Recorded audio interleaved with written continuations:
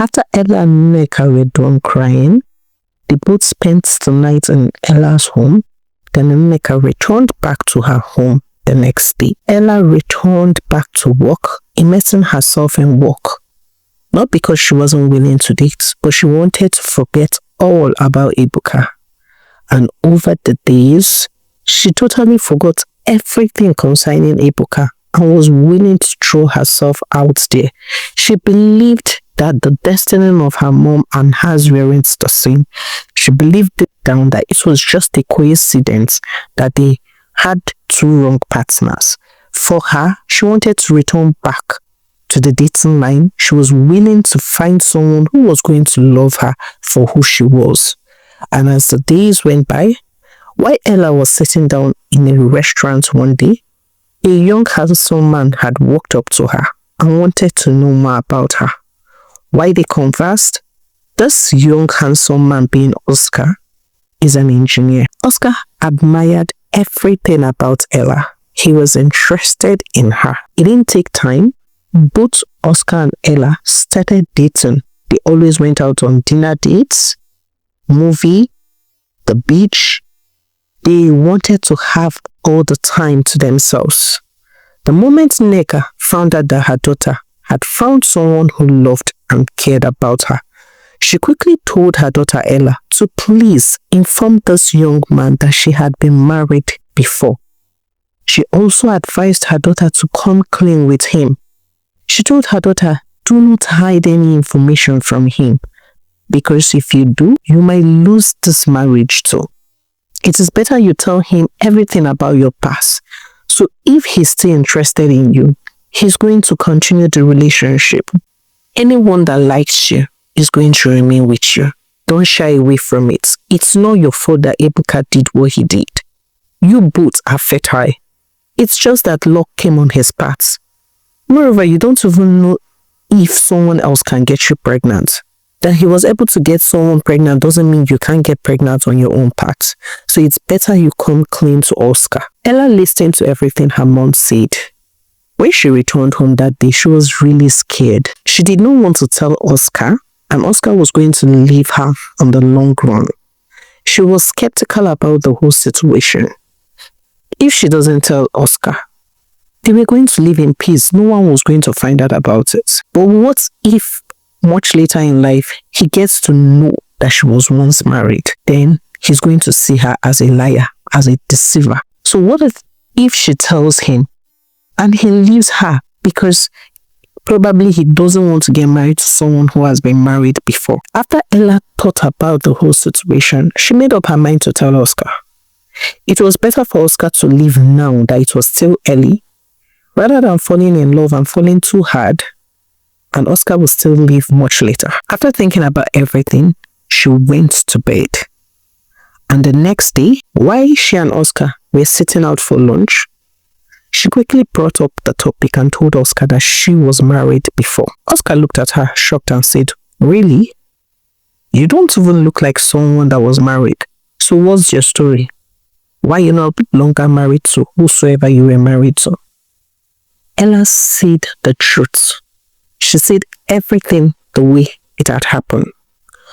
Oscar listened attentively and asked her, "So can you actually give birth?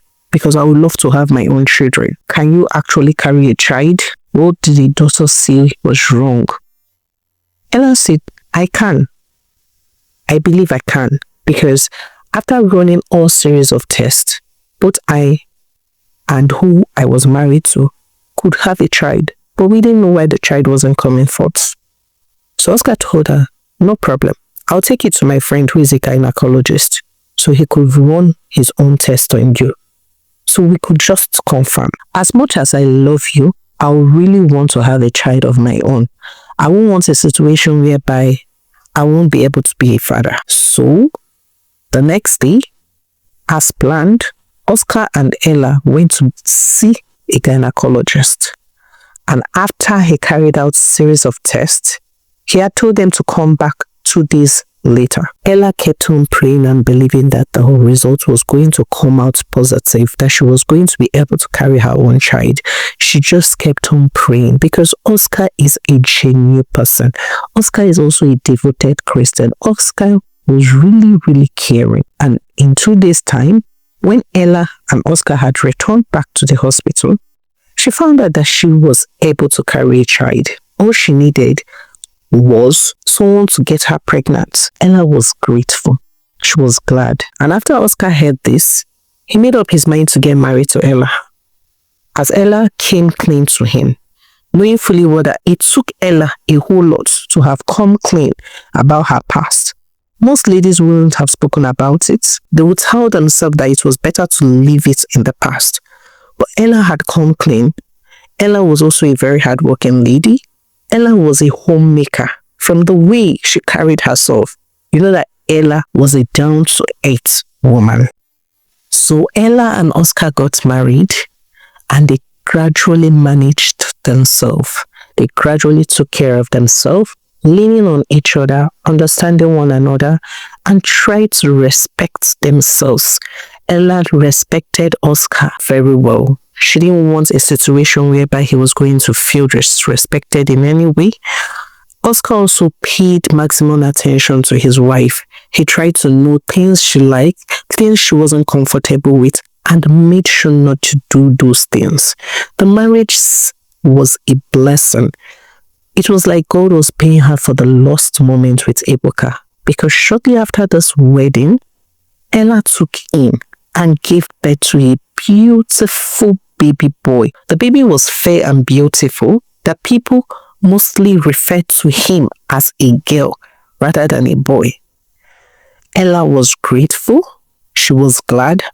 Her mom was more excited than she was because her mom was glad that Ella had brought forth a son, someone to carry on the family name. Her husband wasn't going to go outside cheating. Her husband was going to respect the foundation of marriage and stick to his wife.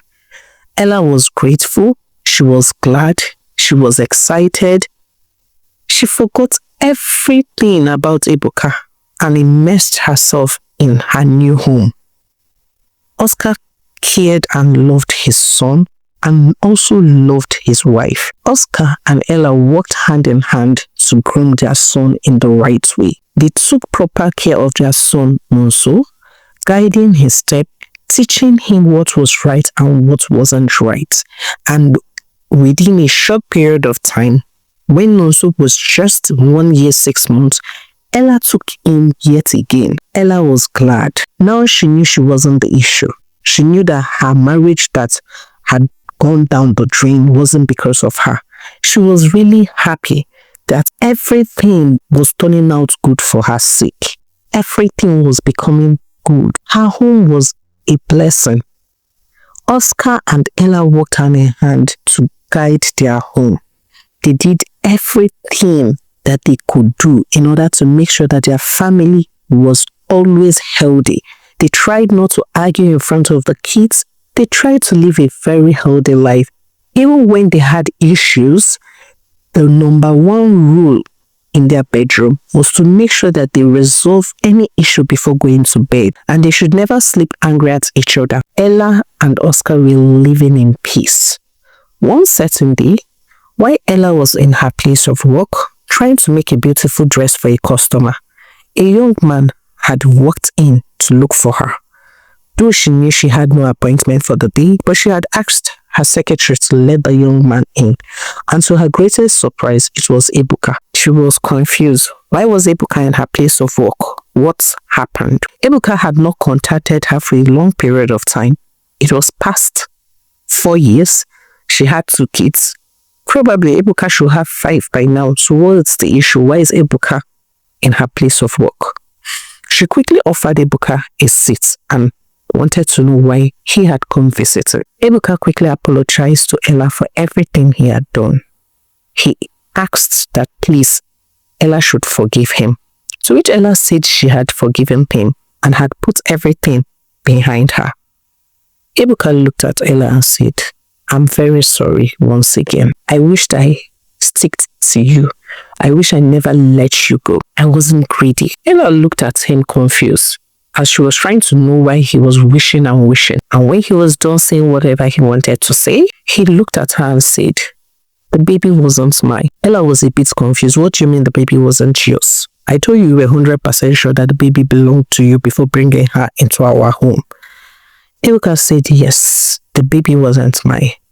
All along, why I blamed you for not being able to bring forth a child, I was the issue. I had a low sperm count. Though the doctor hid it from you because the doctor was my friend and I was on medication at that time, so I felt everything was fine and everything was working. The moment Cassie had told me she was pregnant for me after a one-night stand, I believed I wasn't the issue. So I tried to get you pregnant and you didn't get pregnant. So I felt that aside me, you were also an issue.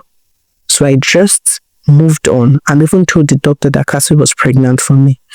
Even though he had asked me to be sure, I just wanted to believe that she was pregnant for me. And that was how I ruined our marriage. And that was how I ruined everything. Why I came here today was to make you feel at ease. I didn't want you to have the burden that probably you were the issue. I was the issue. I knew from the long run that I was the issue. I'm sorry for making you feel bad. I'm sorry for making you feel let down. I'm deeply sorry for everything that I have done to you.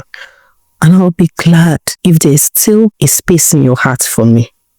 Ella looked at him in a very disgusting manner. What did you just say? Ebuka said, yes. I've been holding back. I couldn't come all this while because I didn't know how you were dealing with the whole situation. Please, if you're not married or if you're not seeing anyone, can we get back together? Ella looked at him and said, no, we can't. Even if I weren't married, I wouldn't have gotten back to you.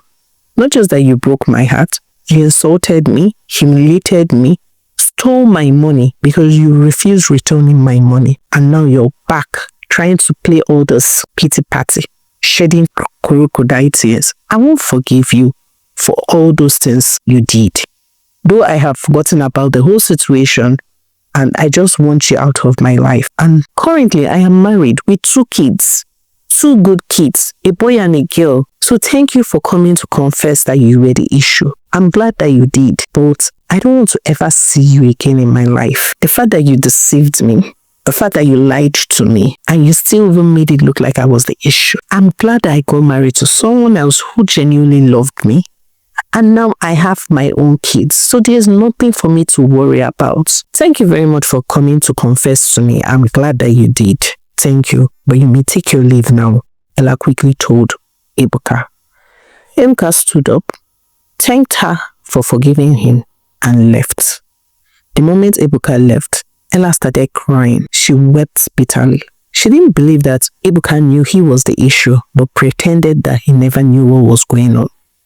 So when he had found out that the baby wasn't his, he's back, thinking that he could just swing himself back into her life. What a wicked world, she thought to herself. But deep down, she was glad that she did not give up on love. If she had given up on love, she wouldn't have found a man who loved her like Oscar. She wouldn't have found someone who cared about her. And the moment she returned home that day, while they were having dinner as a family, she quickly told Oscar that Ebuka came visiting. Oscar asked her why have he come to see you? To which Ella explained everything Ebuka said. Oscar felt her pain. What kind of a marriage was that? A marriage filled with lies and deceit? Oscar looked at her and told her, do not worry yourself about it. I'm glad that you found out that you were never the issue. And I'm also glad that we are here and we are happy. I can't ask for anything more. You're just the perfect definition of a wife. And I'm glad to have gotten married to you. He hugged his wife and told her, don't allow the words Ebuka said get to you. Thank you very much for listening to the story of the day. This story is just out there to encourage people that no matter the situation you find yourself, there's always going to be joy towards the end. Ella was heartbroken, and even felt that she was cursed or her mom was cursed. But in the long run, she found someone who loved her and even found out the truth about her husband and ended up having a perfect home. Thank you very much for listening to the story of the day. We remain your favorite storyteller, Zika. Please do not forget to support us by liking our stories, subscribing to them. Till we meet again in our next. Bye for now.